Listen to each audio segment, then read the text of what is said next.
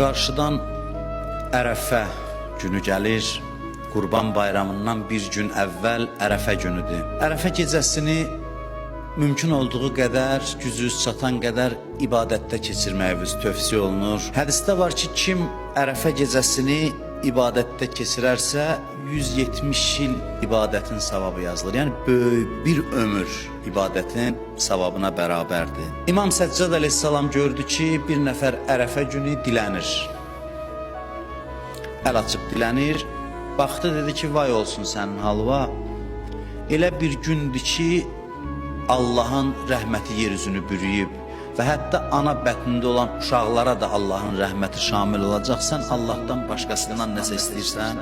Şeytanın ən zəlil olduğu günlərdən biri Ərəfə günüdür. Naümid olduğu günlərdən biri Ərəfə günüdür. Qədr gecəsində bağışlanmayanlar üçün bir gün fürsət var, o da Ərəfə günüdür. Ərəfə günü Allah günahkarları bağışlayır.